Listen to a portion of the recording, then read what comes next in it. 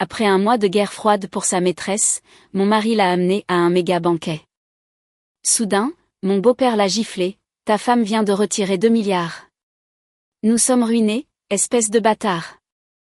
La lumière des lustres en cristal tombait sur le sol de marbre poli comme un miroir, reflétant les toilettes luxueuses des invités. Le bras de Julien Dumas enlaçait avec assurance la taille de Chloé Dubois alors qu'ils apparaissaient dans l'entrée de la grande salle de bal du Régent, Paris. Il portait un smoking bleu nuit sur mesure. Elle était drapée dans une élégante robe de soirée couleur lune, des diamants étincelant à son cou. Souriant poliment et intimement, ils absorbaient les regards et les salutations des représentants seniors de l'élite influente de Paris. C'était comme s'ils étaient les personnages principaux de la soirée, le futur visage de la dynastie Dumas. Victoire se tenait dans l'ombre sur le côté de la salle de bal, serrant un verre de champagne tiède. Ses doigts étaient glacés. Elle regardait son mari, après un mois de guerre froide amère, choisir cette façon décisive et humiliante d'exposer publiquement la fracture de leur mariage. Les chuchotements discrets de tous côtés perçaient sa peau engourdie comme de fines aiguilles. Qui est cette fille avec Julien? On dit que c'est son premier amour de l'époque de l'université de la Sorbonne. Elle vient de rentrer d'Europe. De l'argent ancien aussi. Mais Victoire? Ne nous avait-on pas dit que l'épouse légale était requise d'assister au gala annuel des entreprises Dumas? Qui sait? Peut-être qu'elle n'est tout simplement pas à la hauteur. Regardez, Éléonore Dumas discute joyeusement avec Chloé. En effet, Éléonore Dumas, la mère de Julien, rayonnait de joie, tenant la main de Chloé et la tapotant doucement. Dans ses yeux, on pouvait lire une affection et une satisfaction que Victoire n'avait jamais reçues d'elle. Au même moment, les lourdes portes sculptées de la salle de bal s'ouvrirent avec un fracas assourdissant. Le père de Julien, le véritable titan des entreprises Dumas, Guillaume Dumas, entra en trombe, le visage pâle d'une fureur apocalyptique. Son regard, tel un éclair, se posa instantanément sur son fils, entouré par la foule, et sur la charmante Chloé souriante appuyée à son bras. Il ne jeta même pas un coup d'œil à Victoire, debout dans l'ombre. Il se fraya un chemin à travers la foule. Sous les regards stupéfaits de l'élite parisienne, Guillaume Dumas s'arrêta devant Julien, recula son bras et lui administra une gifle retentissante et vicieuse sur son beau visage, désormais ébahi. Un long silence de mort plana dans l'air. Le souffle de Chloé se coupa. Le sourire d'Éléonore Dumas se figea. Julien tourna lentement la tête. Une marque rouge fleurissait rapidement sur sa joue. Il regarda son père, incrédule. La poitrine de Guillaume Dumas se souleva lourdement. Pointant un doigt tremblant vers son fils, il tremblait d'une rage absolue. Chaque mot qu'il prononça perça le silence comme un pic à glace. « Tu as encore le culot de parader ici ? Sais-tu qu'il y a une demi-heure, ta femme Victoire a officiellement notifié la société et tous nos partenaires bancaires qu'elle liquidait et retirait personnellement l'intégralité de son investissement de 300 millions d'euros des entreprises Dumas ? Chacun de nos comptes d'exploitation est actuellement gelé par la banque en attendant l'examen. » Les yeux de Guillaume étaient injectés de sang. Il fulmina contre son fils, dont le visage s'était instantanément vidé de toute couleur, et cria pratiquement « Es-tu content maintenant ? Réponds-moi. Es-tu sacrément content ? » Le sang quitta le visage de Julien. Un sifflement retentissant emplit ses oreilles. Il ne put que voir les lèvres de son père bouger. Les mots « 300 millions d'euros » et « compte gelé » frappèrent comme un coup de tonnerre, lui coupant complètement le souffle. Il tourna brusquement la tête. Son regard balaya la foule paralysée et se posa finalement sur cette silhouette silencieuse dans l'ombre. Victoire posa lentement sa flûte de champagne. Le fond du verre tapota une haute table de cocktail, émettant un léger déclic. Dans cette immense salle de bal où l'on aurait entendu une épingle tomber, le son était si distinct qu'il serra le cœur de chacun. Rencontrant le regard choqué, déconcerté et presque suppliant de Julien, elle leva légèrement le menton. Puis, sous les regards haletants de toute la pièce, elle leva les mains et commença à applaudir lentement, méthodiquement. Un mois plus tôt, la suite parentale du domaine Dumas à Neuilly-sur-Seine. Victoire était adossée à la tête de lit. La lueur de l'écran de son ordinateur portable éclairait son visage pâle. Le dernier email de sa boîte de réception provenait du détective privé qu'elle avait engagé, contenant une douzaine de photographies haute résolution. Sur les photos, son mari, Julien Dumas, se penchait pour ouvrir la portière d'une voiture pour une femme en trench-coat clair aux cheveux flottants. Le lieu, le trottoir des arrivées internationales à Roissy-CDG. L'heure, il y a 3 jours. Il y avait plusieurs autres clichés pris depuis une salle à manger privée d'un restaurant exclusif du Marais. Julien, la tête inclinée, écoutait attentivement ce que la femme disait. Les lignes de son profil étaient plus douces que Victoire ne les avait vues depuis des années. Sur une photo, l'assistant de Julien remettait à la femme plusieurs sacs cadeaux Cartier rouges emblématiques. La femme avait un visage frais et raffiné, et quand elle souriait, les coins de ses yeux s'inclinaient légèrement, lui donnant un air vulnérable et touchant. Le nom de Chloé Dubois n'était pas inconnu de Victoire.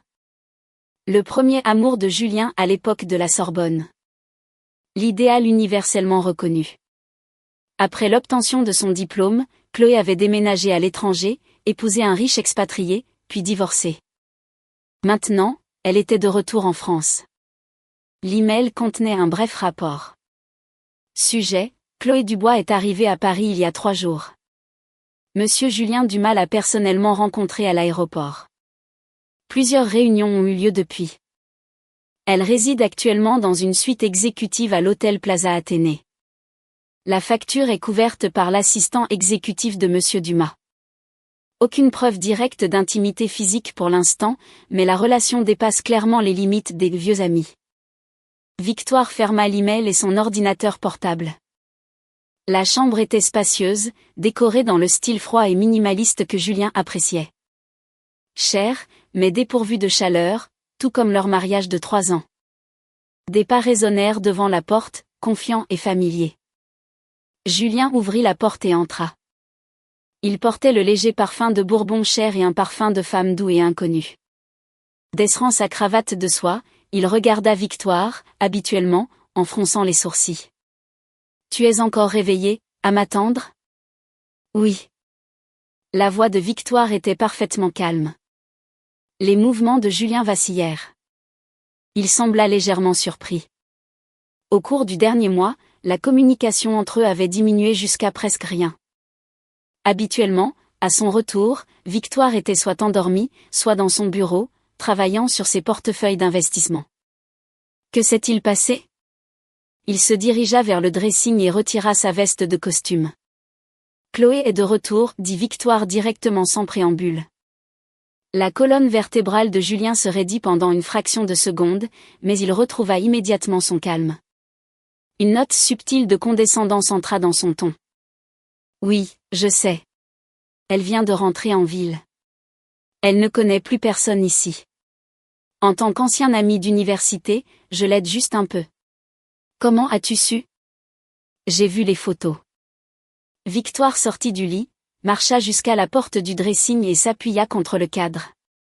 Prise à l'aéroport, dîner au Marais, bijoux Cartier.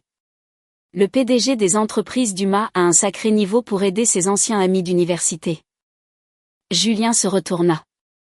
La légère détente due à l'alcool disparut, remplacée par la froide rigidité d'un homme appelé à rendre des comptes. Tu me fais suivre. J'en avais besoin. Victoire gloussa, mais le sourire n'atteignit pas ses yeux. Ton assistant n'est pas assez prudent. Un reçu du flagship Cartier a été accidentellement acheminé vers notre email familial commun. Un collier à 75 000 €. Tu es incroyablement généreux envers tes anciens camarades de classe. Le visage de Julien s'assombrit. Victoire, es-tu obligée de parler comme ça ? Chloé vient de traverser un divorce brutal. Elle est dans un état émotionnel terrible. Je fais simplement mon devoir d'ami. Ce collier était un cadeau d'anniversaire tardif.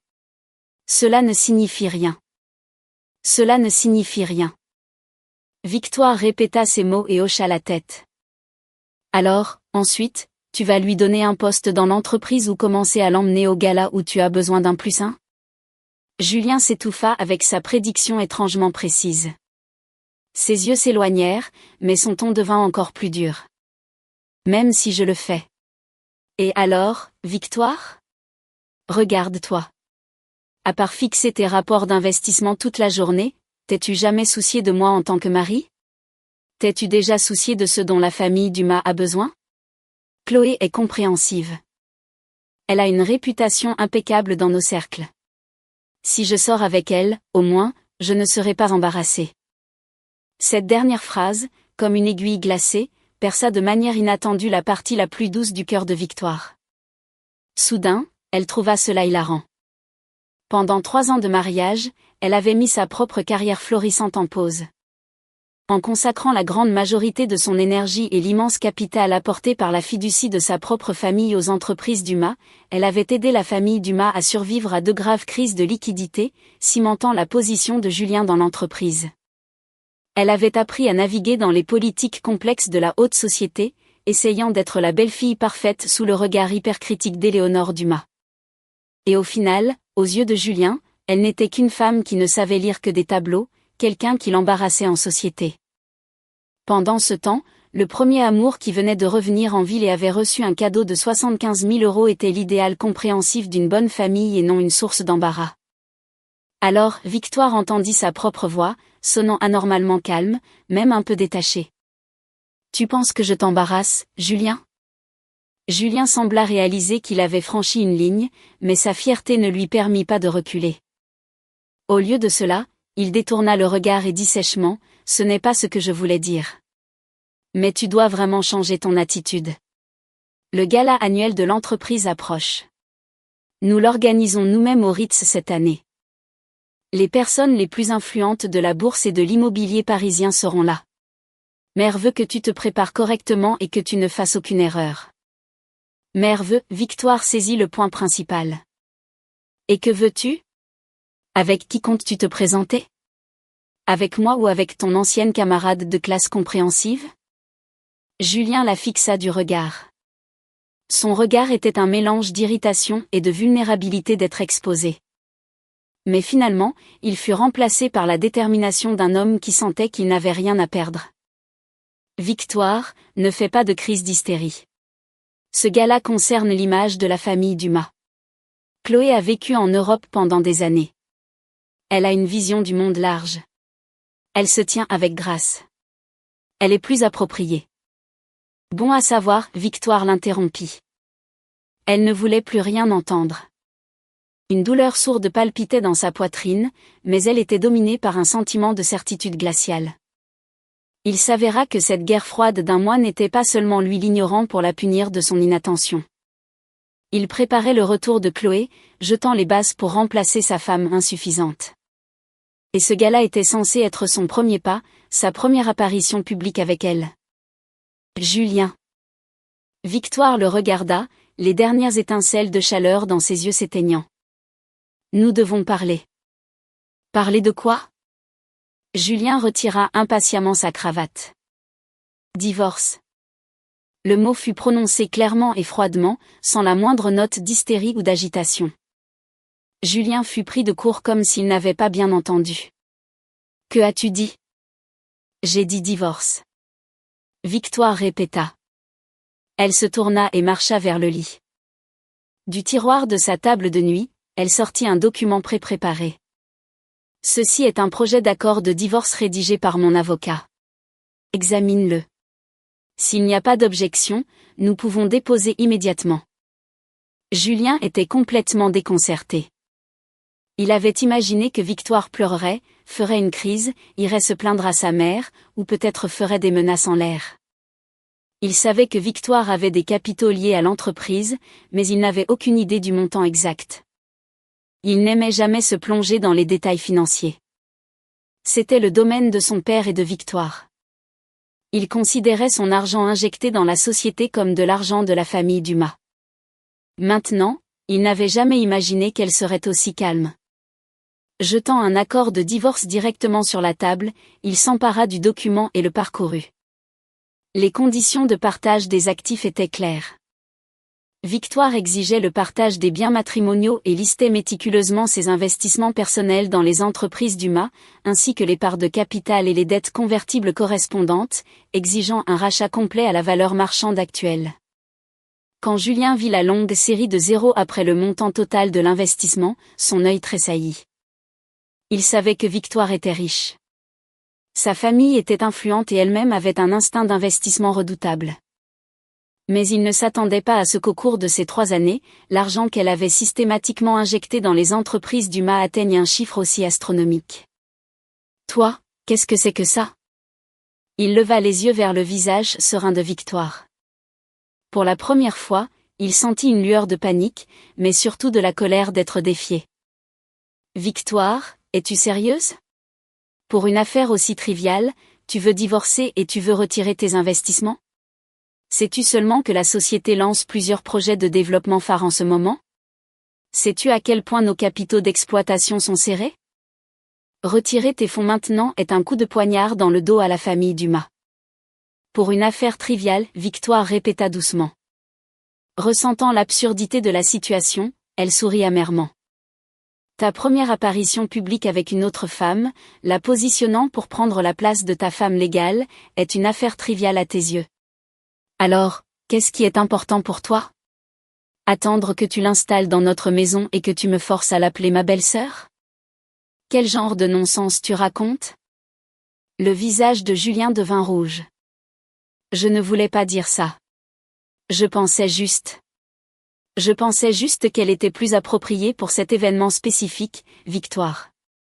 Peux-tu ne pas être si borné ? Sois raisonnable. Si l'entreprise se porte bien, cela ne te profite pas aussi ? Toujours les mêmes excuses, utilisant les intérêts de la famille Dumas pour couvrir son propre égoïsme et sa trahison. Victoire ressentit soudain une fatigue écrasante. Pendant 3 ans, elle avait essayé d'être compréhensive, de penser au bien commun, et en retour, elle n'avait reçu que mépris croissant et trahison arrogante. Lis attentivement l'accord. Victoire ne le regarda plus, se dirigeant vers la porte. Tant que tu ne le signeras pas, je n'assisterai à aucun des événements publics de ta famille, y compris le gala. Quant à l'argent, elle s'arrêta dans l'embrasure de la porte et tourna la tête. Le jeu d'ombre et de lumière soulignait le profil aiguisé et froid de son visage. C'est mon argent, et j'ai le droit de décider où il va. Passe une bonne soirée, PDG Dumas. Sur ce, elle ouvrit la porte et sortit, laissant Julien debout dans la chambre froide avec le lourd document entre les mains. Le léger clic de la porte qui se refermait sonna comme un point final. Julien resta figé, fixant la porte fermée, puis baissa les yeux sur les clauses précises entre ses mains, en particulier le total d'investissement terrifiant et les mots « liquidation règlement ». Une vague d'émotion, de colère, d'anxiété et un vague sentiment de regret lui monta à la tête. Il jeta violemment les papiers sur le sol. Dans tes rêves, Victoire. Au cours des 2 semaines suivantes, l'atmosphère dans le domaine de Neuilly-sur-Seine chuta en dessous de zéro. Victoire emménagea dans la suite d'invités. Elle partait tôt et rentrait tard. Au début, Julien tint bon, s'attendant à ce que Victoire cède la première par habitude. Il se rendait à son bureau parisien comme d'habitude et, par pure vengeance, commença à voir Chloé encore plus fréquemment, l'emmenant à de petits cocktails d'affaires privés. Chloé était douce, docile et le mettait toujours au centre de son univers, ce qui flattait sans fin son ego et son besoin de contrôle. Il sentait de plus en plus que la nature froide et indépendante de Victoire était insupportablement épuisante. Peut-être la remplacer par une femme plus obéissante et dépendante n'était-ce pas une si mauvaise idée. Mais cet accord de divorce lui restait en travers de la gorge comme une écharde, surtout la clause concernant le retrait du capital. Il s'enquit secrètement auprès de son directeur financier, qui hésita avant de finalement admettre la vérité. Monsieur Dumas, les investissements de Victoire sont passés par plusieurs sociétés de holding et fiducies personnelles différentes.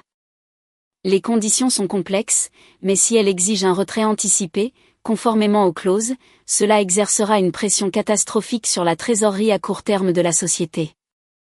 À quel point catastrophique ? Julien insista. Le directeur financier s'essuya le front. Si elle insiste sur un retrait immédiat, nous pourrions devoir liquider des actifs de premier ordre à prix cassé ou chercher des prêts mezzanines à des taux d'intérêt usuraires. Sinon, nous ferons défaut sur les paiements finaux de plusieurs projets actifs et fournisseurs. Le cœur de Julien rata un battement. Ce n'est que maintenant qu'il réalisa que Victoire n'était pas seulement sa femme, mais la financière silencieuse cruciale des entreprises Dumas. Il avait auparavant ignoré cela, supposant que son argent était intrinsèquement l'argent de la famille. Il tenta d'envoyer 2 SMS à Victoire, adoucissant son ton, lui demandant d'arrêter de faire des scènes. Après tout, la maîtresse de maison devait être au gala. Victoire répondit par une seule phrase, « As-tu signé les papiers ?» Julien brisa son téléphone de rage. À la pression s'ajoutait celle de sa mère, Éléonore Dumas, une matriarche traditionnelle de la haute société pour qui l'image de la famille était primordiale. Elle était depuis longtemps insatisfaite de sa belle-fille. Bien que Victoire vînt d'une bonne lignée, sa personnalité était trop rigide. Elle ne savait pas flatter ni se soumettre, et en 3 ans, elle n'avait pas produit d'héritier. Le retour de Chloé donna à Éléonore un nouvel espoir. La famille Dubois était respectable. Chloé elle-même était magnifiquement éduquée, magnifique, surtout, si accommodante et respectueuse envers sa potentielle belle-mère. Julien, cette fille Chloé, je l'aime de plus en plus, dit Éléonore un soir dans le petit salon, ayant congédié le personnel et baissé la voix. Quant à Victoire, puisqu'elle a parlé de divorce, je pense que nous devrions la satisfaire. Nous passerons le gala, puis nous trouverons le temps de finaliser les papiers. J'ai tâté le terrain avec Chloé. Elle a toujours des sentiments forts pour toi. Julien se frotta les tempes, irrité. Mère, le divorce n'est pas une blague. De plus, Victoire a des investissements dans l'entreprise. Elle menace de les retirer. Éléonore ricana avec dédain. Combien pourrait-elle bien avoir mis? La famille Dumas manque-t-elle de fonds pour couvrir ses petites économies pathétiques? Si elle les prend, qu'elle les prenne. Cela coupera tous les liens. Penses-tu honnêtement que notre empire s'effondrera sans elle? Julien, tu es l'héritier de la dynastie Dumas. Montre un peu de courage. Ne te laisse pas manipuler par une femme. Les mots de sa mère agirent comme un fouet. C'est vrai, il était le prince héritier des entreprises Dumas. À l'avenir, tout l'empire serait à lui. Peu importe combien d'argent Victoire avait, elle ne pourrait pas bouleverser le monde. Si c'est un divorce, qu'il en soit ainsi. Si elle prend son argent, qu'elle le prenne. Avec leur relation à la bourse et leurs actifs fondamentaux, ils trouveraient un moyen de surmonter la tempête. Qui sait, c'était peut-être la chance parfaite de se débarrasser complètement de son influence. Tu amèneras Chloé au gala, Éléonore conclut, les yeux brillants d'ambition. Que tout le monde voit qui mérite vraiment d'être une belle-fille Dumas. Si Victoire ne veut pas venir, tant mieux. Elle ne ruinera pas notre soirée avec son visage renfrogné. Mais qu'en est-il de père? Julien avait toujours des doutes sur la réaction de Guillaume Dumas. Son père avait toujours apprécié l'acuité de Victoire et était conscient de son rôle financier. Je m'occuperai de ton père, lui assura Éléonore. Il a été trop occupé par la fusion de Tokyo ces derniers temps pour se soucier des querelles familiales. Le temps qu'il réalise ce qui se passe, le gala sera terminé. La chose sera faite. Oserait-il vraiment humilier publiquement son propre fils pour une femme avec qui nous divorçons de toute façon? Julien fut convaincu. La peur que Victoire ne retire son capital fut réprimée par l'anticipation cachée de faire ses débuts au gala avec son premier amour, de restaurer sa fierté et de changer de femme. Il commença même à imaginer si le visage perpétuellement impassible de Victoire ne se fissurerait pas enfin lorsqu'elle les verrait, lui et Chloé, côte à côte sous les projecteurs, acceptant les félicitations de tous. Regretterait-elle son entêtement? Il appela Chloé et lui parla du gala. La voix à l'autre bout du fil sonnait joyeuse avec une dose d'hésitation parfaitement calibrée. Julien, est-ce approprié? Et Victoire? C'est tout à fait approprié. Le ton de Julien était confiant. Elle ne vient pas Chloé, ce soir-là, tu seras ma seule compagne. D'accord, je ferai ce que tu dis. Chloé accepta docilement. Raccrochant le téléphone, elle vérifia son maquillage impeccable dans le miroir, un sourire triomphant fleurissant sur ses lèvres. Victoire, qui était sur le point de descendre à la cuisine pour de l'eau, entendit tout cela clairement à travers les lourdes portes en chêne. Ses doigts serrèrent son verre si fort que ses phalanges blanchirent. Un froid glacial perça le bout de ses doigts, et son cœur lui parut être lentement rôti à feu doux, une douleur sourde et continue. Il s'avéra que non seulement Julien, mais aussi sa mère, attendaient avec impatience qu'elle libère sa place. Le gala était la scène qu'ils avaient choisie pour annoncer son exil et l'ascension de Chloé. Elle retourna silencieusement à la suite d'invités. Fermant la porte, elle s'appuya contre le bois froid et glissa lentement jusqu'au tapis. Dehors, par la fenêtre, les lumières de la ligne d'horizon parisienne brillaient au loin, mais elles ne pouvaient réchauffer cette pièce glaciale. Elle ne pleura pas. Ses larmes avaient séché la nuit où elle avait vu les photographies. Tout ce qui restait était un calme sans vie et creux. Elle resta assise longtemps, jusqu'à ce que ses jambes s'engourdissent. Se forçant à se lever, elle se dirigea vers le bureau et ouvrit son ordinateur portable. La lumière bleue fantomatique éclairait son visage pâle, mais ne pouvait pénétrer les profondeurs sombres de ses yeux. Elle ouvrit un dossier crypté. À l'intérieur se trouvaient des centaines de documents, des copies d'accords d'actionnaires nominatifs, des relevés bancaires, des correspondances avec des conseillers en investissement, des scans de procès-verbaux de réunions du conseil concernant des injections de capital. Et surtout la trace écrite de plusieurs manœuvres financières grises obscures que Julien avait exécutées en utilisant son pouvoir exécutif à des fins d'enrichissement personnel par le biais de sociétés écrans. Elle avait tout cela, pièce par pièce, au cours de 3 ans, par excès de prudence et d'autopréservation. Auparavant, elle n'avait jamais eu l'intention de l'utiliser, le considérant comme une sauvegarde inutile dans un mariage. Maintenant, elle réalisa que la seule naïve était elle-même. Elle ouvrit sa liste de contacts et composa un numéro enregistré sous le nom de Jessica, légale. Ça ne sonna pas longtemps. Une voix de femme rapide et confiante répondit, « Je suis là, Victoire. » Jessica. La voix de Victoire était parfaitement égale, incroyablement nette au milieu de la nuit. Ce plan de contingence pour extraire légalement mes fonds des entreprises d'UMA, ainsi que les procédures pour faire valoir mes droits sur la dette convertible et les actions. Veuillez finaliser tous les documents immédiatement. Le protocole doit être prêt à être exécuté à la seconde. Elle s'arrêta. Ses yeux parcoururent les analyses financières à l'écran. Aussi, réservez-moi une réunion la semaine prochaine avec le meilleur auditeur judiciaire de la bourse. Il semble qu'il soit temps de régler quelques comptes. Plus précisément, concernant ces transactions irrégulières que je vous ai demandé de surveiller. Jessica réagit instantanément. Compris, Victoire. Tous les documents sont pratiquement finalisés et peuvent être déclenchés sur votre ordre. La réunion de l'auditeur sera confirmée. Quant à l'enquête spéciale que vous avez mentionnée, nous avons une percée. Je vous ferai un rapport détaillé en personne. Bien. Victoire raccrocha. Elle se dirigea vers la fenêtre et regarda dans la nuit épaisse.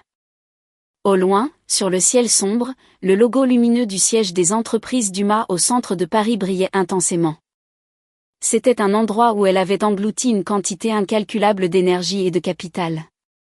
Un endroit qui portait autrefois ses espoirs illusoires pour son mariage et son avenir.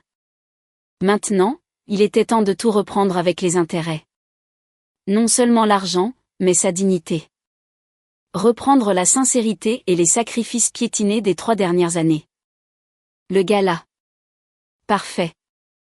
Voyons qui finira embarrassé. 3 jours avant le gala, la tension dans le domaine de Neuilly-sur-Seine était palpable. Éléonore Dumas, serrant les dents, suivait les ordres de son mari et appelait Chloé, lui suggérant doucement que sa présence ce soir était indésirable. Au téléphone, Chloé exprima docilement sa compréhension et ajouta même, avec prévenance, qu'elle ne voulait pas causer de problème ni provoquer de malentendus avec Victoire. Cela renforça encore plus la sympathie d'Éléonore pour Chloé et son mépris pour sa belle-fille. Julien partit tôt le matin, invoquant des affaires urgentes au bureau, mais Éléonore et le personnel savaient parfaitement. Il était allé consoler et informer Chloé. Guillaume Dumas se rendit également tôt à la tour Dumas au centre de Paris. Il avait une vidéoconférence d'urgence avec des partenaires mondiaux. Victoire resta dans la suite d'invités, se préparant tranquillement pour la soirée. Elle refusa l'équipe de stylistes engagés par la famille Dumas. Au lieu de cela, elle contacta un studio de stylisme privé d'élite. Dans l'après-midi, l'équipe arriva au manoir, apportant des robes de haute couture et des bijoux de qualité musée. Éléonore observa tout cela avec un froid mépris. Elle savait que Victoire avait sa propre fiducie, mais cette séparation démonstrative de la famille lui semblait une gifle, comme si la famille Dumas la privait. Vers le soir, Julien revint. Il avait l'air mécontent. Passant devant la porte ouverte de la suite d'invités au 2e étage, il ralentit involontairement ses pas. Victoire était déjà complètement prête.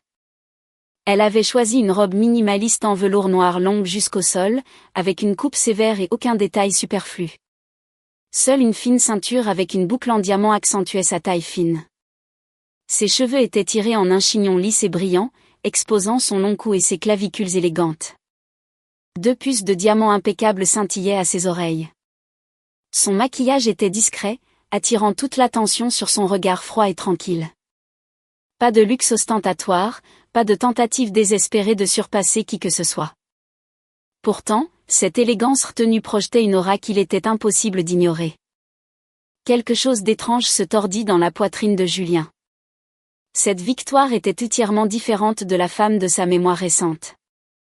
Une femme en tenue d'intérieur sans maquillage, penchée sur des bilans dans son bureau. Mais il attribua rapidement cela à l'habileté des stylistes et au désir désespéré de Victoire de sauver les apparences en public. Il détourna le regard et se dirigea d'un air impassible vers sa chambre pour se changer. Il choisit intentionnellement une veste de dîner en velours bleu nuit qui s'harmonisait parfaitement avec la robe de Chloé, imaginant à quel point ils seraient éblouissants ensemble. Cette pensée l'aida à apaiser son léger malaise. À 18h30, Guillaume Dumas revint du centre de Paris. Son visage était intensément concentré.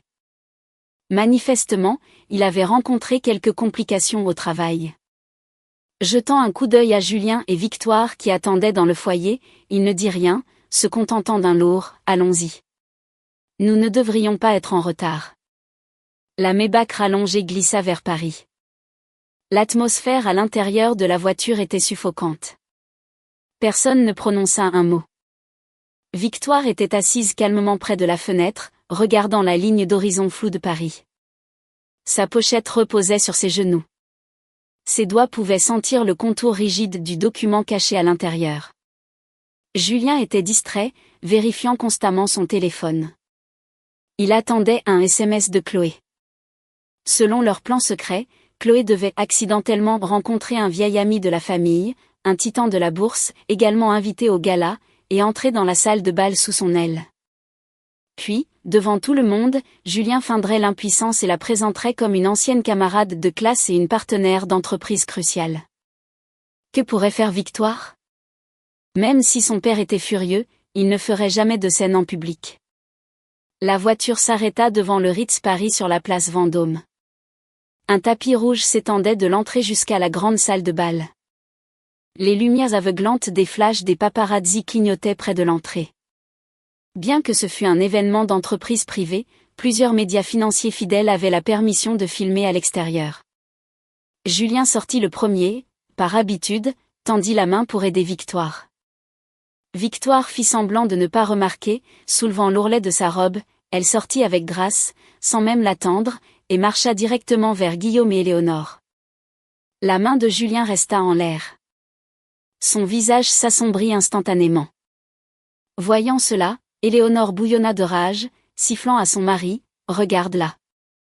Julien est toujours son mari. » Guillaume fronça les sourcils, regardant Victoire impassible et détachée et son fils en colère. Une mauvaise prémonition grandissait dans sa poitrine, mais il n'y avait pas de temps pour la disséquer. De vieux amis de la famille et des partenaires milliardaires se précipitaient déjà pour les saluer. Guillaume, Éléonore, bonsoir. Vous mettez le paquet cette année, je vois. Et Julien est là. Et ce doit être Victoire. Quel couple magnifique. Au milieu d'un barrage de salutations, le groupe entra dans la salle de bal. Sous les imposants lustres en cristal, l'éclat des diamants, des costumes sur mesure coûteux, le tintement des flûtes en cristal et le réseautage sans effort se fondaient en un tout. Presque toute l'élite du secteur financier parisien était réunie ici. La famille Dumas, en tant qu'hôte, était naturellement le centre d'attention. Julien fut rapidement entouré d'un groupe de ses pairs, héritiers d'autres dynasties. Victoire resta aux côtés de son beau-père et de sa belle-mère, retournant poliment et avec grâce les salutations de l'ancienne génération. Elle parla peu, mais se tint avec une telle confiance inébranlable que beaucoup, qui avaient entendu les rumeurs et la scrutaient, commencèrent à changer d'avis. Mais cette tranquillité ne dura pas longtemps. Environ une demi-heure plus tard, une légère agitation ondula près de l'entrée. Victoire, tenant un verre d'eau pétillante et écoutant la femme d'un gestionnaire de fonds spéculatifs, sentit nettement le changement d'atmosphère. Elle leva les yeux et vit Chloé Dubois entrer dans la salle. Elle portait cette robe de haute couture couleur lune et autour de son cou reposait le collier de diamants. Le même cadeau Cartier à 75 000 €. Chloé souriait charmante, appuyée au bras d'un lointain oncle de la famille Dumas, Robert. Elle était clairement méticuleusement préparée. Son maquillage était impeccable. Sous les lustres, elle paraissait vulnérable et époustouflante. Elle attira instantanément tous les regards dans la pièce, surtout ceux de la foule plus jeune. Beaucoup la connaissaient ou en avaient entendu parler comme le premier amour de Julien Dumas. C'est Chloé Dubois? Comment est-elle entrée ici? Elle et Julien ne se sont-ils pas retrouvés? Et elle a vraiment osé se montrer ce soir. Regardez ce collier qu'elle porte. N'est-ce pas la pièce Cartier que Julien a achetée le mois dernier? Des chuchotements ondulèrent dans la pièce comme des pierres ricochant sur un étang. Le visage d'Éléonore Dumas changea. Elle ne s'attendait pas à ce que Chloé se présente réellement. Et d'une telle manière, elle regarda instinctivement son fils. Julien vit Chloé aussi. Un éclair de panique traversa son visage, mais il se ressaisit rapidement. Au fond de ses yeux, une lueur cachée de satisfaction pour son stratagème réussi vacilla. Il se fraya un chemin à travers la foule et se dirigea droit vers Chloé. Victoire resta immobile là où elle était. Les phalanges de ses doigts serrant son verre blanchirent. Elle sentait d'innombrables regards aller et venir entre elle et Chloé. Des regards de curiosité, d'évaluation, de pitié et même de malice. Le visage de Guillaume Dumas devint plus noir qu'un nuage d'orage. Il fixa furieusement sa femme, puis déplaça son regard acéré comme une lame vers son fils, se dirigeant vers Chloé. Julien atteignit Chloé. Son ton était un mélange d'impuissance simulée et de chaleur. « Chloé, comment as-tu fini ici? N'avions-nous pas convenu que ce serait inopportun ?» Chloé lâcha légèrement le bras de l'oncle Robert, baissa un peu la tête et répondit d'une voix douce et apologétique. « Julien, je suis tellement désolée. L'oncle Robert a dit qu'il venait par ici et a insisté pour m'emmener afin de me présenter à des gens. Je ne savais pas que je te causerais des ennuis. » En disant cela, elle leva timidement les yeux, jetant un coup d'œil à Victoire debout au loin, et baissa immédiatement le regard comme une biche effrayée. L'oncle Robert rit, tapotant Julien sur l'épaule. « Julien, mon garçon, j'ai amené Chloé. La jeune fille vient de rentrer en France. J'ai décidé de la présenter aux bonnes personnes. Cela lui sera utile pour ses futures entreprises à Paris. Vous les jeunes, rattrapez-vous, remémorez-vous le bon vieux temps. » Les mots étaient profondément ambigus et clairement intentionnels. Les regards des badauds devinrent encore plus chargés. Julien joua le jeu. L'oncle Robert plaisante. Chloé est une ancienne camarade de classe. Et une partenaire potentielle importante pour la nouvelle division européenne de notre société. Puisqu'elle est ici, elle est notre invitée. Il se tourna vers Chloé, lui offrit son bras et dit doucement. « Chloé, puisque tu es là, ne reste pas à la porte. Viens, je vais te présenter au conseil d'administration. » Un rougissement monta au cou de Chloé. Elle prit timidement le bras de Julien. Ils se tenaient ensemble, un homme grand et beau et une femme délicate et raffinée. Sous les lumières de cristal, ils ressemblaient au couple parfait. Et Victoire, l'épouse légale de Julien Dumas, à ce moment-là, ressemblait à un élément de décor oublié. Elle se tenait entièrement seule près de ses beaux-parents, absorbant les regards de toutes parts. Bien qu'Éléonore reconnût que le geste de son fils était bien trop audacieux, voyant à quel point Chloé se tenait brillamment en haute société, elle ravala son mécontentement. En fait, secrètement, elle était ravie. Son choix de belle-fille était de loin supérieur à Victoire. Les mains de Guillaume Dumas tremblaient de rage. Il ne s'attendait pas à ce que son fils ose être aussi imprudent, l'humiliant publiquement. Il était sur le point de s'approcher et de tirer son fils, mais Victoire lui tira doucement la manche.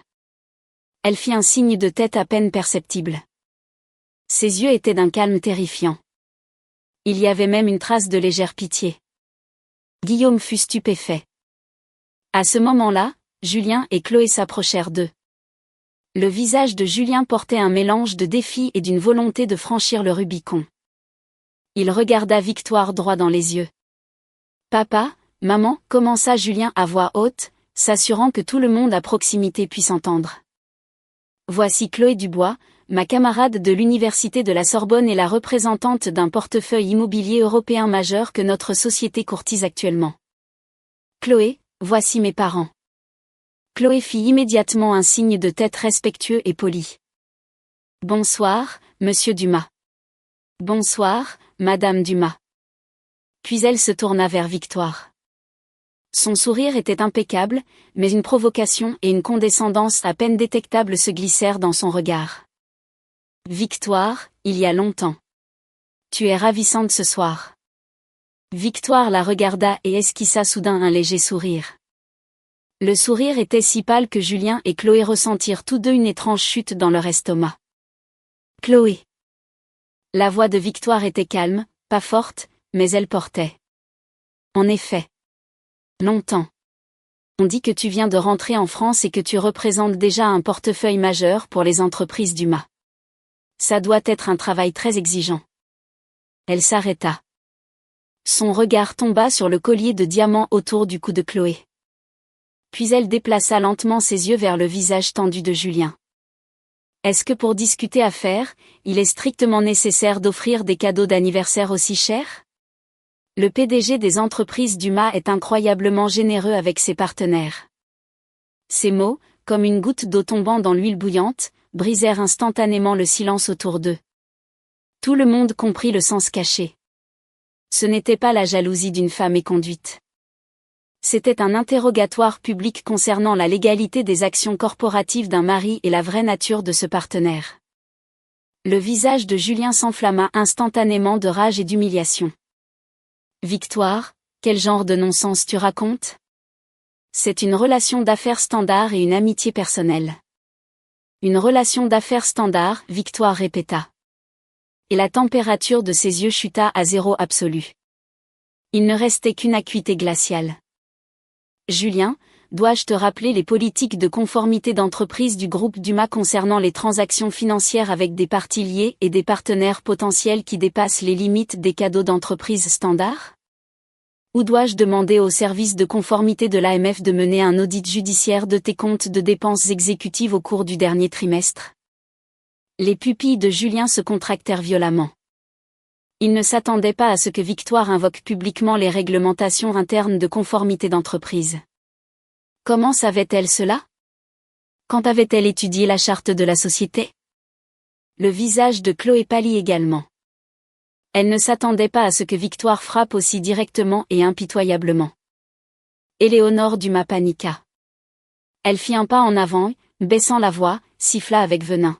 « Victoire, as-tu perdu la tête ? Raconter ces bêtises dans un endroit comme celui-ci ? Cherches-tu délibérément à humilier la famille Dumas ? Humilier ? » Victoire se tourna vers sa belle-mère. Son ton était terrifiamment régulier. « Mère, qu'est-ce qui, à votre avis, est une plus grande humiliation pour la famille ?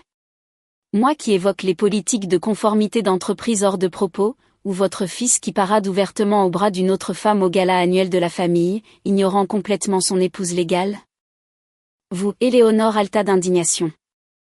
Les chuchotements autour d'eux devinrent plus forts. Beaucoup regardaient maintenant Julien et Chloé avec un mépris et une suspicion ouverts. Même ceux qui, au départ, sympathisaient avec Chloé, fronçaient maintenant les sourcils désapprobateurs. En haute société, rien n'est plus valorisé que le décorum et les règles. Le comportement de Julien avait franchi toutes les limites.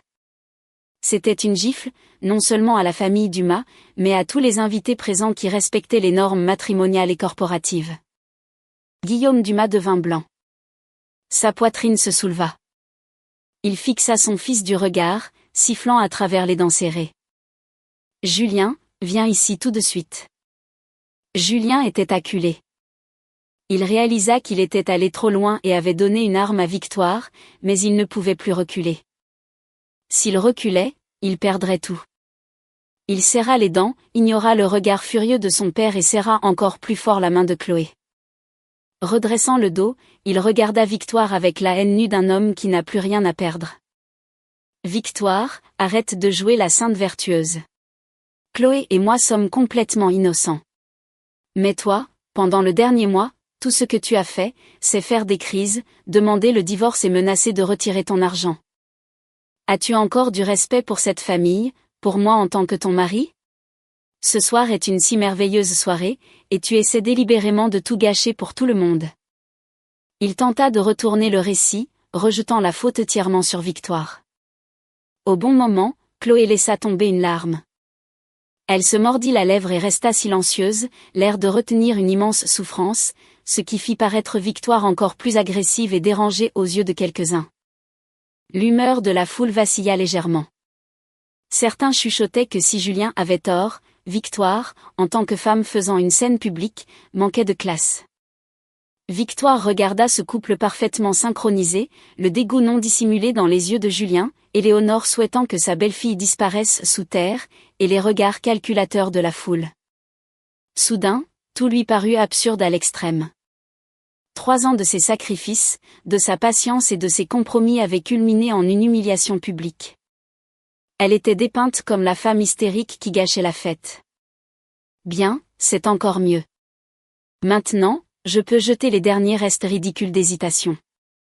Elle prit une profonde inspiration et était sur le point de parler quand les lourdes portes de la salle de bal s'ouvrirent avec un fracas assourdissant. Le temps sembla s'étirer et se figer à ce moment-là. La lumière des lustres en cristal se concentra entièrement sur la figure enragée de Guillaume Dumas, qui était momentanément sorti et revint en trombe dans la salle, et sur le couple sur lequel son regard était fixé. Le sang quitta instantanément le visage de Julien. Sa main, tenant celle de Chloé, se raidit. Le sourire de Chloé se figea. La terreur éclaira ses yeux. Elle tenta de retirer sa main par réflexe, mais Julien, sans s'en rendre compte, la serra encore plus fort. Éléonore ouvrit la bouche, mais sous le regard furieux de son mari, elle ne put forcer aucun son, devenant pâle comme un drap. Les invités, qu'ils discutent ou sirotent du champagne, restèrent figés. L'immense salle de bal fut plongée dans un silence assourdissant en une fraction de seconde. Tous les regards se tournèrent avec confusion entre Guillaume, Julien, Chloé et la toujours silencieuse Victoire. Les requins de la bourse expérimentée sentaient déjà le sang dans l'eau. Guillaume Dumas était célèbre pour sa maîtrise de soi. Pour lui, perdre si complètement son sang-froid et entrer en trombe dans la pièce sans égard pour le décorum signifiait qu'une catastrophe avait frappé. Papa. La gorge de Julien était sèche. Il parvint à peine à prononcer un seul mot, essayant d'expliquer. Smack. Une gifle retentissante, de toute la force, atterrit sur le visage terrifié de Julien. Le coup fut porté avec toute la force que Guillaume avait. La tête de Julien fut violemment projetée sur le côté. Des marques rouges de doigts gonflèrent instantanément sur sa joue. Son visage brûlait, ses oreilles bourdonnaient, et des étoiles explosèrent dans sa vision. Chloé hurla, couvrit sa bouche avec ses mains et trébucha en arrière, manquant de tomber de ses talons aiguilles. Silence de mort. Seuls des halètements aigus pouvaient être entendus. Tout le monde était sous le choc. Guillaume Dumas avait publiquement frappé son fils lors du gala de sa propre société, devant toute l'élite financière de Paris. Ce n'était plus une simple querelle de famille. C'étaient les entrailles de la dynastie Dumas qui étaient exposées à tous. L'image de la famille ce soir était complètement annihilée. Éléonore chancela. La pièce tournait autour d'elle. Un serveur la rattrapa à peine avant qu'elle ne touche le sol. Julien se tenait la joue, regardant son père avec incrédulité. Humiliation, rage, confusion et terreur glaçante s'entremêlaient, faisant trembler violemment son corps. Papa, pourquoi? La poitrine de Guillaume se souleva, pointant un doigt tremblant vers son fils. Il rugit si fort que les lustres semblèrent vibrer. Espèce de bâtard. Tu as encore le culot de parader ici? Sais-tu qu'il y a une demi-heure, ta femme Victoire a officiellement notifié la société et tous nos partenaires clés qu'elle liquidait et retirait son investissement de 300 millions d'euros des entreprises Dumas. Chacun de nos comptes d'exploitation est actuellement gelé par les banques. Les yeux de Guillaume étaient entièrement injectés de sang. En raison de l'alerte de liquidité, des appels de marge et des clauses de défaut ont déjà été déclenchés sur 3 de nos projets immobiliers phares. Nos partenaires ont lancé des audits d'urgence. Demain matin, l'AMF et la Banque de France seront à nos trousses. Sa voix tonna dans la pièce. Es-tu content? Réponds-moi tout de suite. Es-tu sacrément content? Compte gelé, appel de marge, audit AMF. Chaque mot était comme un coup de marteau sur le crâne de Julien. Retrait de capital. Victoire avait vraiment retiré l'argent. Ce n'était pas une menace. C'était la réalité. 300 millions d'euros. Il pensait que c'était peut-être 20 ou 30 millions d'euros au maximum. Comment avait-elle pu garer 300 millions d'euros dans l'entreprise? Compte gelé signifiait que les entreprises Dumas étaient instantanément plongées dans une crise de liquidité catastrophique. Les actions chuteraient. Les prêteurs réclameraient leurs prêts plus tôt. Les projets s'arrêteraient. Des décennies de travail de la famille Dumas pourraient partir en fumée à cause de sa stupidité. Non. Impossible. Comment ose-t-elle? Comment a-t-elle pu? Une terreur monstrueuse, comme un raz-de-marée glacial, submergea Julien. La brûlure de la gifle ne lui semblait absolument rien comparée à cet apocalypse. Il tourna brusquement la tête et, à travers la foule paralysée, croisa enfin le regard de Victoire, sa femme. Elle se tenait toujours dans l'ombre, tenant un verre de champagne. Son visage ne montrait ni malice, ni chagrin, ni triomphe, juste un calme sans fond. Un calme qui glaça le sang dans ses veines, comme si l'ouragan capable d'anéantir les entreprises Dumas ne la concernait pas le moins du monde. Elle n'était pas une spectatrice. Non, Julien comprit soudain. Elle était le joueur. Le joueur qui, alors que tout le monde la pensait un pion inutile, avait discrètement posé les pièges et renversé tout le plateau en un seul coup. Il la regarda poser lentement son verre. Le clic du verre contre la table frappa ses nerfs à vif dans le silence de mort de la pièce. Puis elle regarda ses yeux choqués, terrifiés, suppliants et leva légèrement le menton. Dans ses yeux habituellement sereins, la lumière des cristaux et sa figure pathétique étaient reflétées. Les coins de ses lèvres se recourbèrent lentement. Ce n'était même pas un sourire. C'était une déclaration de fait. La chasseuse regardant la proie prise au piège d'acier sous le regard de toute la salle de bal. Au milieu de la fureur de Guillaume et du désespoir de Julien, Victoire leva les mains et commença à applaudir lentement. Clap, clap, clap. Ces applaudissements étaient lents, nets et solitaires, mais ils possédaient une puissance de pénétration étonnante. Chaque applaudissement était comme une gifle invisible sur les visages de Julien, Éléonore et de tous ceux qui venaient de se réjouir. Le visage de Julien passa du blanc au vert maladif, puis à la cendre et au gris. En regardant Victoire, ses yeux calmes et omniscients, il sentit un froid s'infiltrer jusqu'à la moelle. Il réalisa enfin qu'il avait perdu, complètement perdu. Et il ne s'agissait pas de sentiments ou de jeux de haute société. C'était parce qu'il n'avait jamais connu sa femme. Il avait fatalement sous-estimé son intelligence, son impitoyabilité et son pouvoir pur de secouer les fondations même des entreprises Dumas. Éléonore Dumas perdit complètement connaissance et s'affaissa dans les bras du personnel. Cela causa une légère agitation, mais presque personne ne lui prêta attention. Tout le monde regardait Victoire. Cette femme, que beaucoup jusqu'à ce soir avaient considérée comme une épouse quelconque avec un léger talent pour l'investissement, venait d'annoncer son existence, son pouvoir et sa vengeance de la manière la plus impitoyable possible. Guillaume regardait également Victoire. Au sein de sa rage fleurissait une multitude d'autres émotions, évaluations, analyses et un regret à peine perceptible. Il aurait dû prêter attention à sa belle-fille il y a bien longtemps. Plutôt que de laisser sa femme et son fils la pousser à ce point, les applaudissements cessèrent. Victoire baissa les mains. Son regard balaya la pièce et se posa sur Julien, qui se tenait la joue. Elle parla. Sa voix n'était pas forte, mais chaque personne l'entendit. Julien Dumas. Elle utilisa son nom complet publiquement pour la première fois. Maintenant, nous pouvons parler. Parler des termes de l'extraction de mon capital, du divorce et de la manière dont. Ses yeux glissèrent sur Chloé, pâle et tremblante. Vous et votre importante partenaire comptez assumer la responsabilité de l'hémorragie financière massive des entreprises Dumas. Victoire sortit un folio légal soigneusement relié de sa pochette. Elle ne marcha pas vers Julien. Au lieu de cela, elle se dirigea vers un long bar à cocktail. Repoussant plusieurs verres, elle posa le folio sur la surface polie. Sous des centaines de regards, la page de titre indiquait « Accord de reconnaissance et d'exécution d'extraction de capital et de droits associés de Victoire Dumas des entreprises Dumas. Addenda, titre de propriété, certificat d'investissement historique et grand livre bancaire notarié. » À côté des documents, elle plaça la clé USB cryptée en argent. Cet accord a été rédigé en 8 exemplaires. Ils ont déjà été envoyés par mon équipe juridique au conseil d'administration, au comité d'audit, au département juridique et financier de l'entreprise, ainsi qu'aux organismes de réglementation compétents. La voix de Victoire résonna sans émotion comme un juge lisant une sentence. Sur cette clé USB se trouvent les données des 36 derniers mois concernant des transactions financières très irrégulières exécutées par M.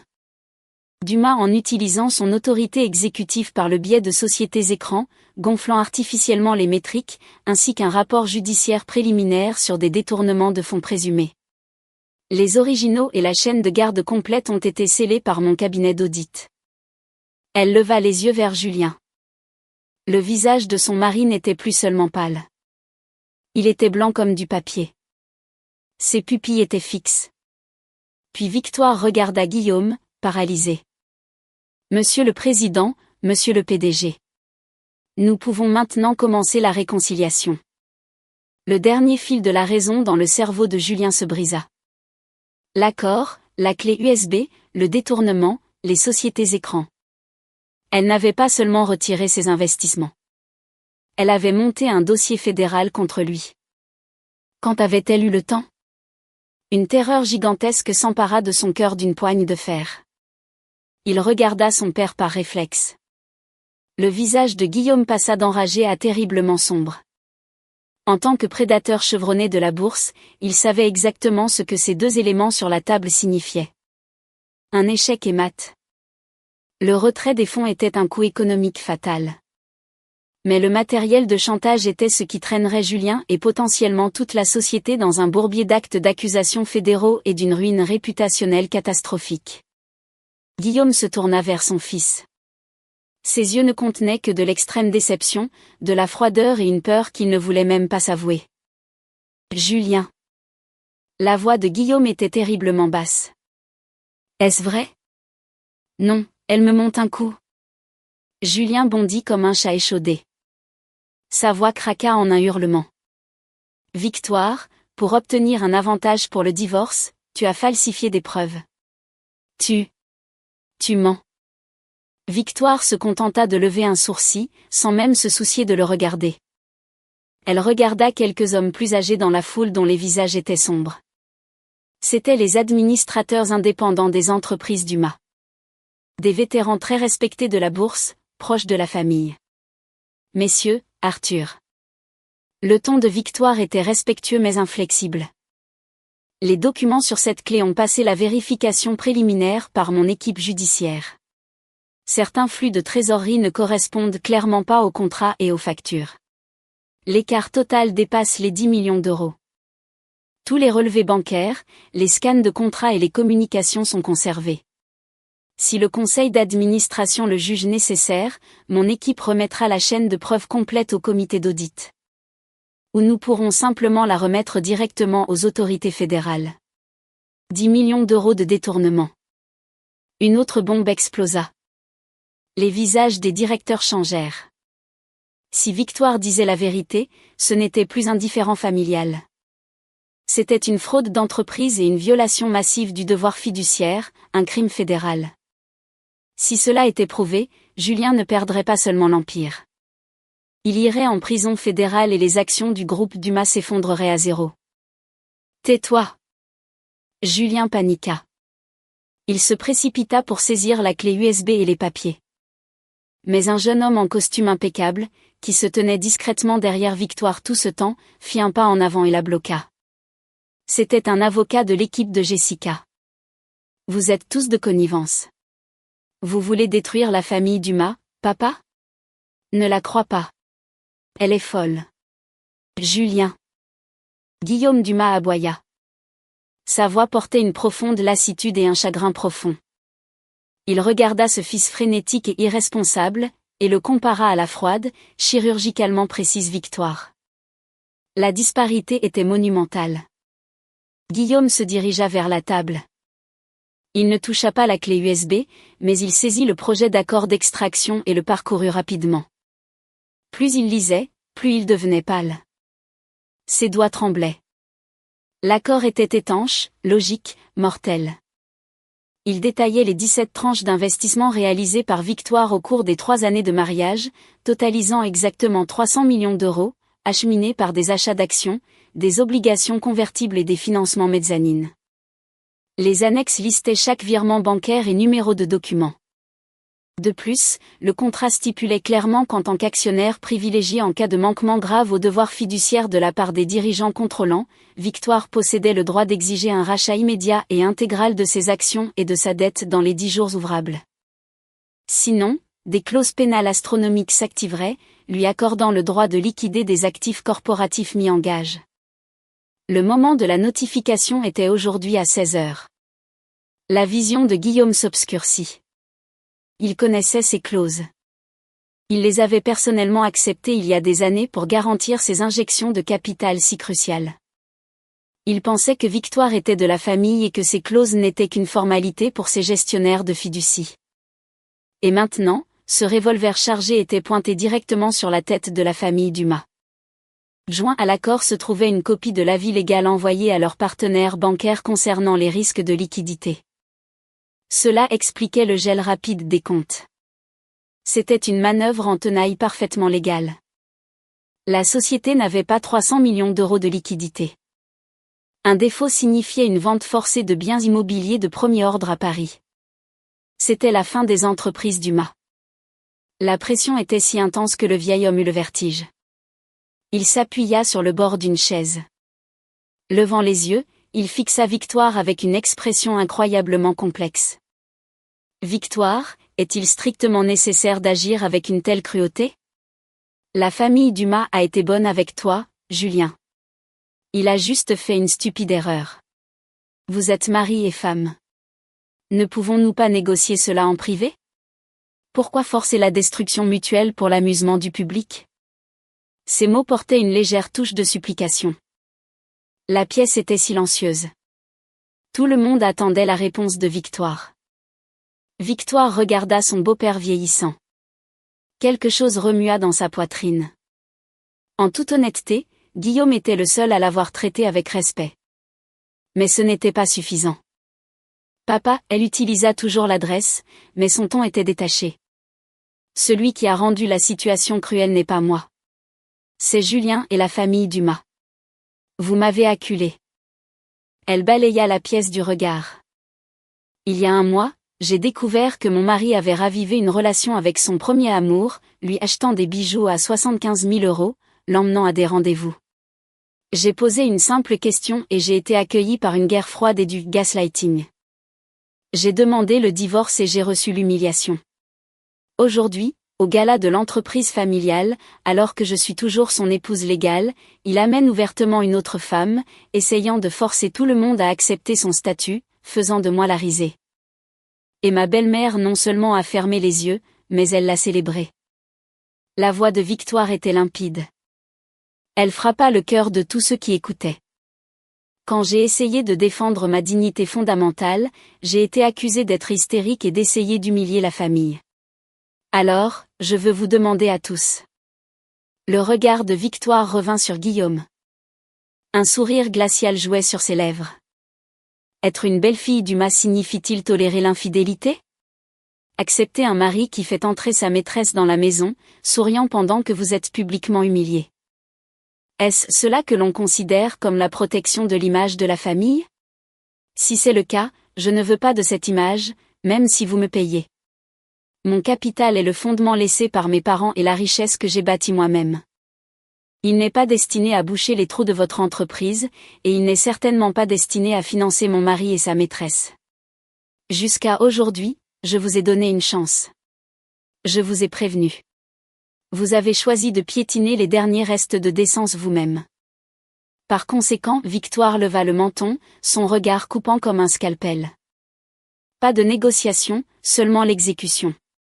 Conformément au contrat, dans les 10 jours ouvrables, les entreprises Dumas et son actionnaire de contrôle, Julien Dumas, sont obligés de me payer 300 millions d'euros plus les intérêts. En cas de retard, je déposerai immédiatement une demande de saisie de vos actifs. Quant à la clé USB, elle jeta un coup d'œil à Julien, tremblant. Son ton devint terriblement banal. C'est une affaire interne à l'entreprise et à Monsieur Dumas personnellement. Décidez vous-même quoi en faire, mais si les forces de l'ordre fédéral exigent ma coopération, j'assisterai pleinement à l'enquête.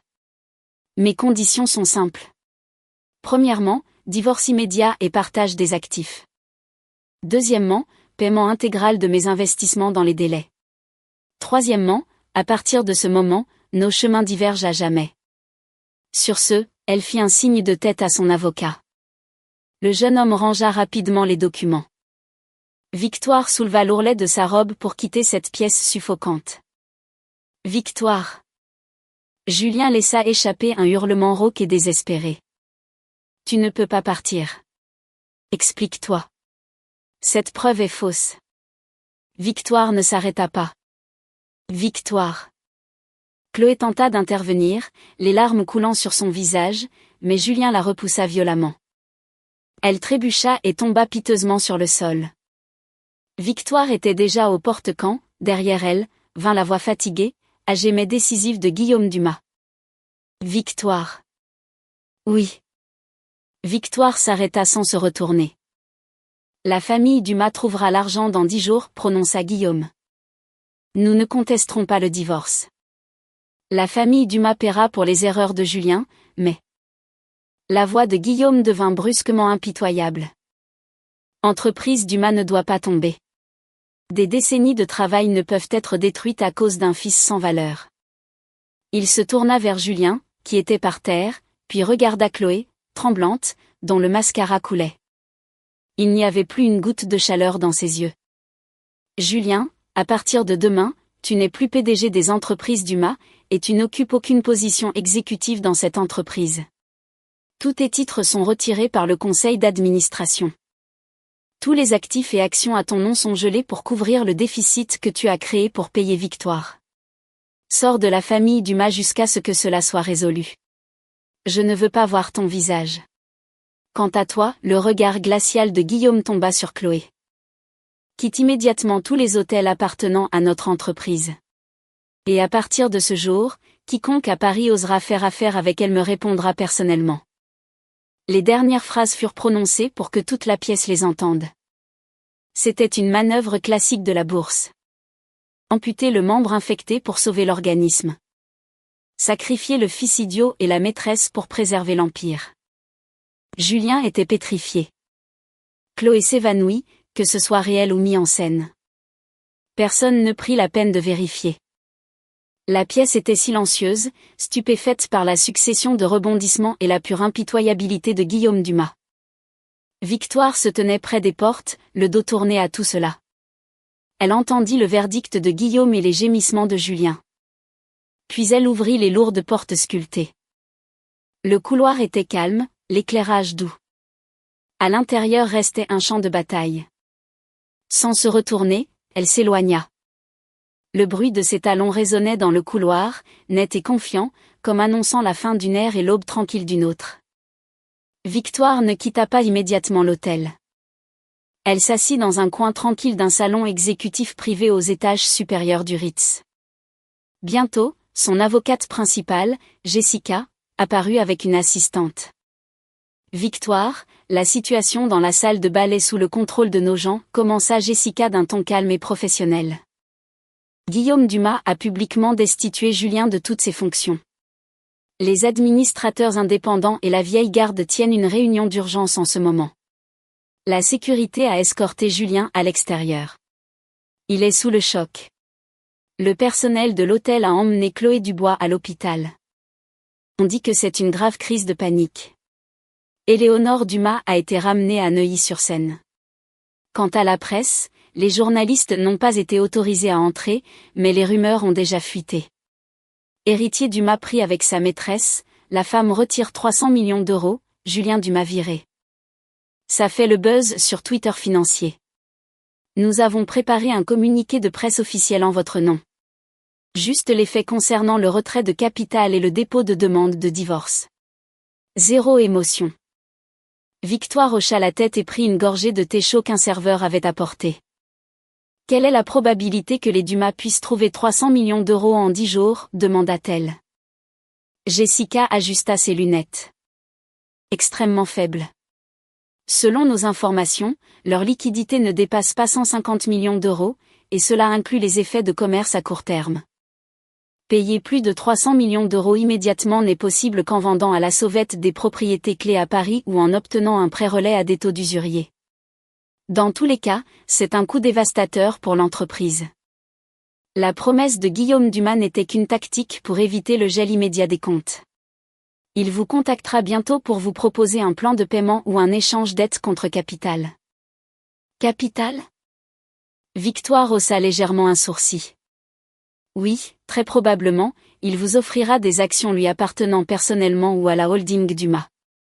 Cela soulage la pression sur la trésorerie et vous rattache à leur navire. Une fois que vous serez un actionnaire majeur, vous serez fortement investi dans la survie de la société.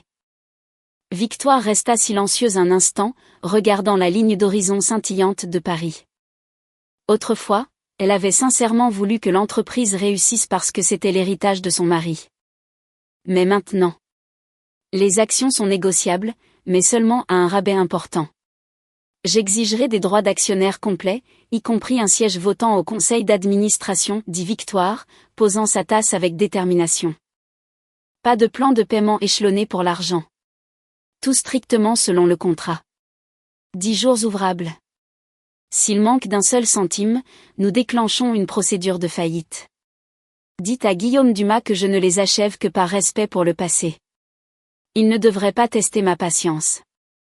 Compris, nota Jessica. Et qu'en est-il des preuves de détournement de fonds de Julien ?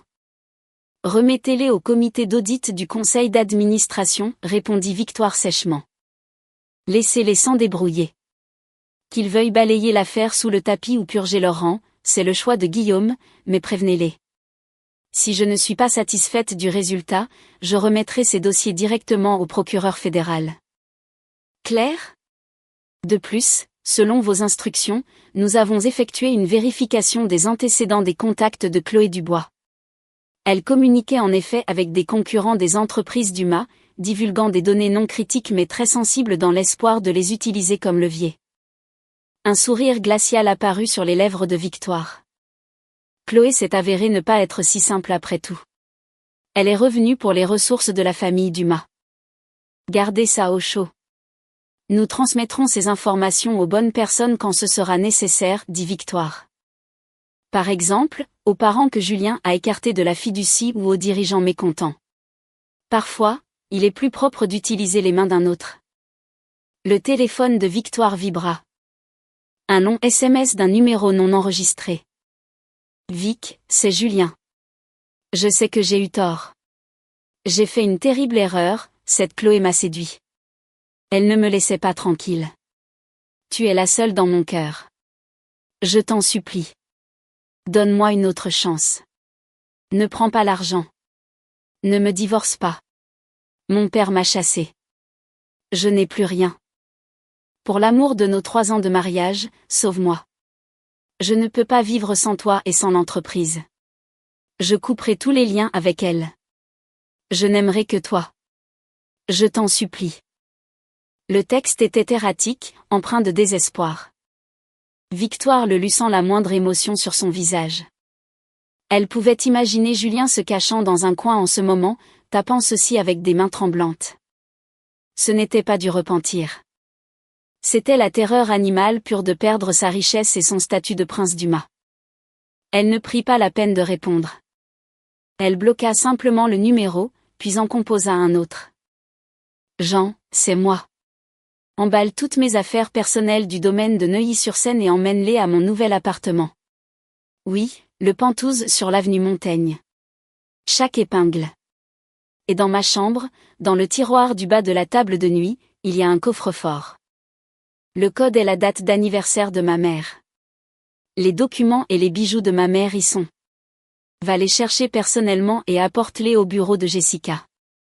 Tout de suite, mademoiselle Victoire, répondit Jean, l'ancien chauffeur qui avait travaillé pour ses parents. Il était fiable à 100%. Victoire expira. Il était temps de rompre définitivement tous les liens avec la famille Dumas. Victoire. Jessica ferma ses dossiers. Quelles sont les prochaines étapes? Avez-vous besoin de temps pour vous reposer?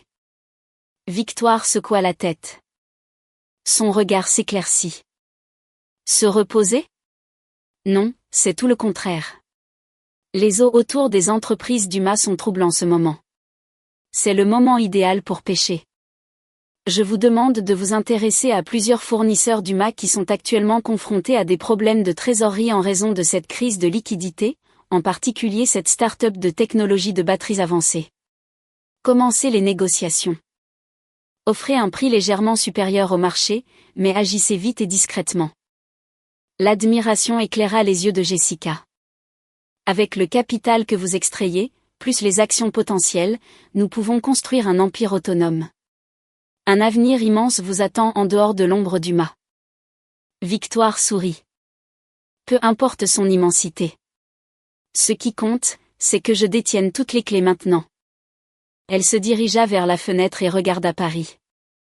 Elle pensait autrefois que le mariage était un havre de paix. Maintenant, elle comprenait. On ne peut compter que sur soi-même. L'amour s'altère. Les promesses se brisent. Seules vos propres capacités, votre capital et un esprit froid et clair. Tels sont les fondements de la survie. Le gala n'était que le début. C'était une saignée nécessaire pour que Victoire reprenne le contrôle de sa vie. Son téléphone vibra à nouveau. L'écran clignota. Guillaume Dumas. Victoire regarda l'écran. L'appel se déconnecta. Un SMS arriva. Victoire, c'est papa. Nous devons discuter du calendrier de paiement et de la situation avec Julien demain à 10h dans mon bureau au centre de Paris. Peux-tu venir? Victoire tapa une courte réponse. Je serai là.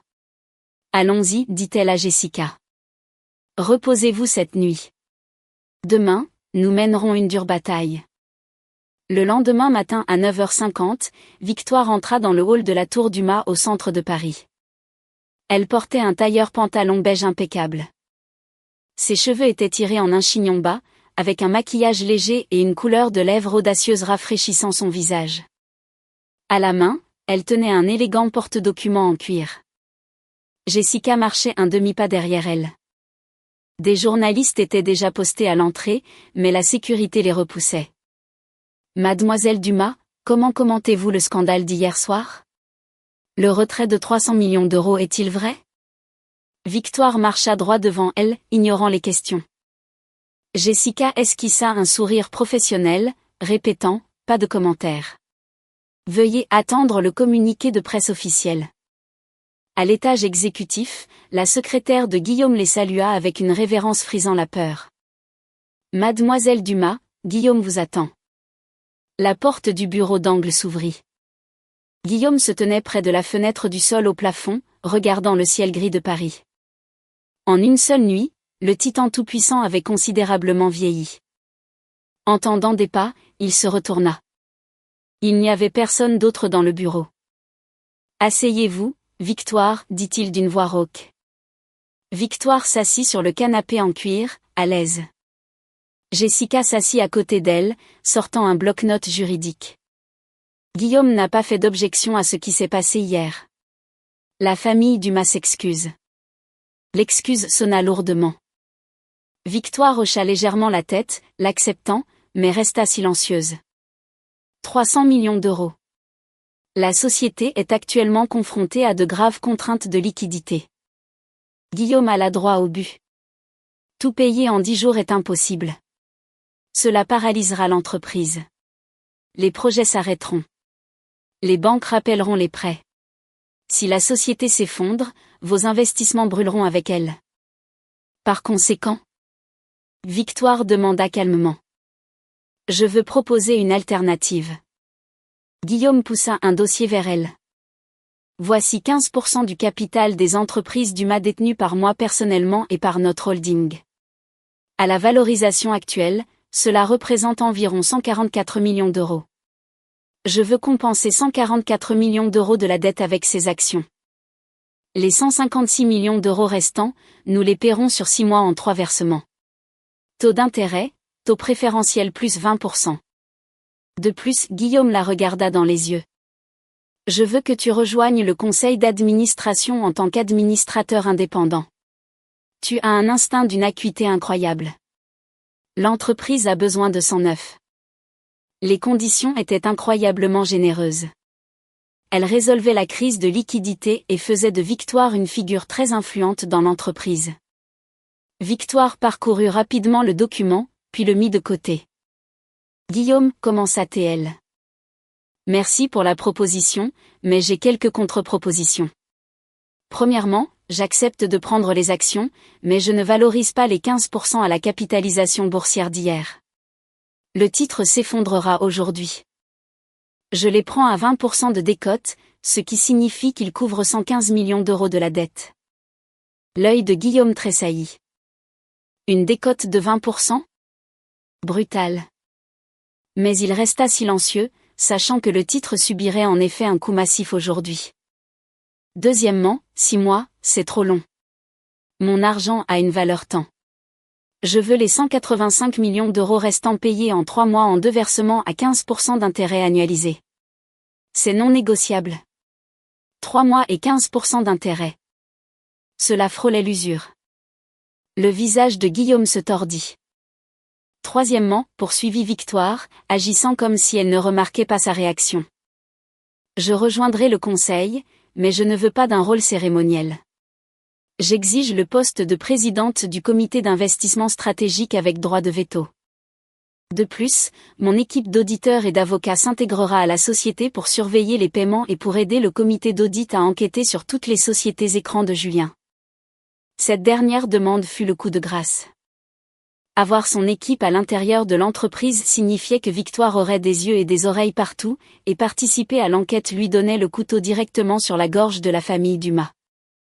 Guillaume serra les poings. Il regarda sa belle-fille comme s'il la voyait pour la première fois. Elle frappait à tous les points de pression les plus douloureux, tout en restant entièrement dans les règles, ne lui laissant aucun choix. Refuser, et les comptes restaient gelés, tuant l'entreprise. Accepter, et il laissait le loup entrer dans la bergerie. Fermant les yeux, il poussa un lourd soupir. Quand il les rouvrit, il ne restait que de la résignation. 20% de décote. Les 185 millions d'euros restants en 3 mois à 15% d'intérêt. Le comité d'investissement est le vôtre. Votre équipe ne peut pas dépasser 5 personnes, toutes soumises à des NDA stricts. Quant à Julien, nous formerons une commission mixte. 2 de vos personnes pourront y siéger en tant qu'observateurs. Si nous trouvons une activité criminelle, nous la transmettrons aux autorités fédérales. C'était une capitulation totale. D'accord. Victoire fit un signe de tête à Jessica. L'avocate sortit une feuille de conditions révisée. Guillaume, veuillez la relire. La signature formelle aura lieu après que votre équipe juridique l'ait approuvée. Guillaume la lut avec des mains tremblantes. Victoire sirota son café. Elle savait que son cœur saignait, mais c'était la bourse. C'était des affaires. Après l'avoir relu, il retira ses lunettes. En principe, j'accepte. Les avocats régleront les détails. Il la regarda avec une expression complexe. Victoire, réponds-moi. Si Julien n'avait pas fait quelque chose d'aussi stupide, nous n'en serions pas arrivés là, n'est-ce pas? Victoire posa sa tasse.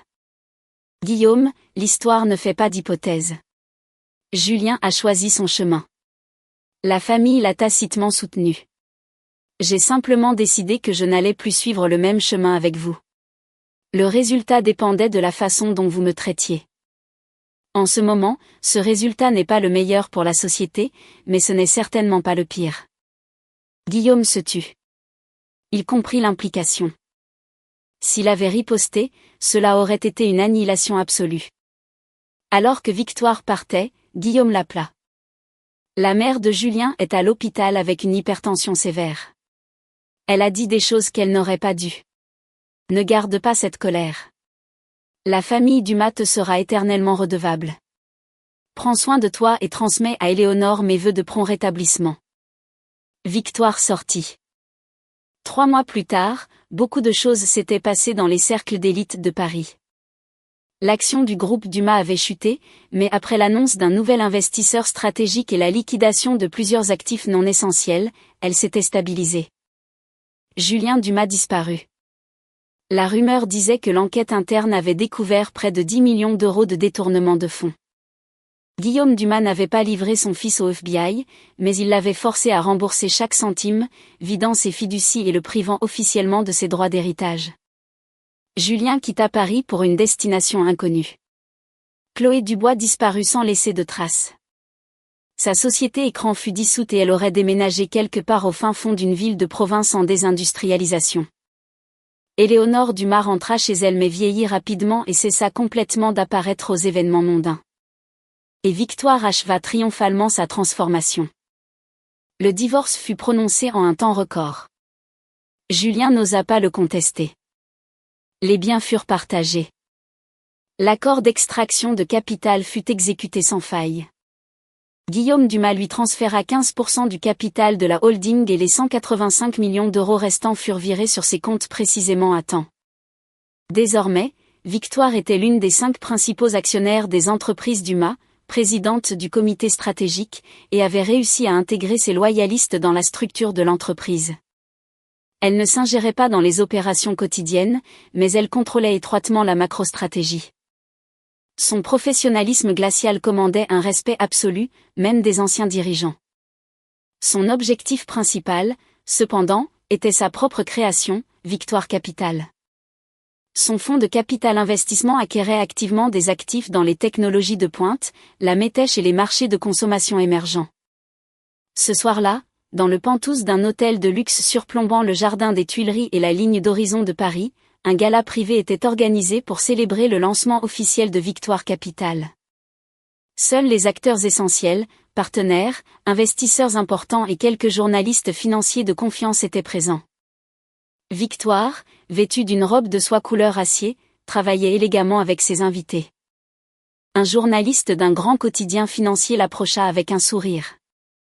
Mademoiselle Dumas, on vous appelle la vengeuse corporate la plus réussie de l'année, ayant retiré 300 millions d'euros, une prise de contrôle triomphante d'un siège au conseil d'administration, et un divorce très médiatisé. Comment évaluez-vous personnellement les 3 derniers mois? Comme un thriller de la bourse? Victoire fit tournoyer le champagne dans son verre, regardant les lumières de la ville. Vengeance? Elle gloussa. Non, j'ai simplement repris ce qui m'appartenait et j'ai cessé de permettre aux gens de franchir mes limites personnelles. Et les affaires ne sont que les règles du jeu. J'ai joué selon les règles pour protéger mes intérêts. Les entreprises Dumas avaient des fractures bien avant moi. Je suis simplement devenu le miroir qui les a exposées. Vers la fin de la soirée, Victoire reçut un SMS de sa belle cousine, Catherine, qui avait toujours été décente avec elle. Salut Vic, félicitations pour le lancement. Tu sais, Julien m'a envoyé un SMS hier. Il travaille comme cadre intermédiaire dans une ville de province. Il m'a demandé de te dire qu'il était un idiot et qu'il te suppliait, ainsi que la famille, de lui pardonner. Victoire le lut et hocha légèrement la tête. Le pardon ne coûte rien. Mais elle ne s'en souciait plus vraiment. Julien était le passé. Catherine avait ajouté, Tu es incroyable. Je pensais que épouser un milliardaire était la ligne d'arrivée, mais maintenant je vois que ne compter que sur soi-même est la vraie ligne de départ, et cela peut emmener bien plus haut. Victoire sourit et lui envoya un emoji en forme de cœur. Tu trouveras ton chemin aussi. Lorsque les invités se dispersèrent, Victoire monta dans sa Maybach avec son fidèle chauffeur, Jean. La voiture glissa doucement sur la place Vendôme. Elle ouvrit son application bancaire sur son téléphone. Une longue suite de chiffres brillait dans l'habitacle faiblement éclairé. Ce n'était pas seulement de l'argent. C'était son fondement. Sa compensation pour les années perdues et la trahison. Levant les yeux vers les gratte-ciels imposants de Paris, elle savait que cette ville était pleine d'histoires d'ascensions épiques et de chutes catastrophiques. Et elle avait écrit sa propre histoire entièrement selon ses propres règles. La sécurité ultime dans la vie n'est pas un mariage, n'est pas une famille éminente, et n'est pas l'approbation de la haute société. C'est votre propre capital inaliénable, votre compétence absolue, et un esprit froid et clair. Une nouvelle journée était au coin de la rue, et elle était plus que prête.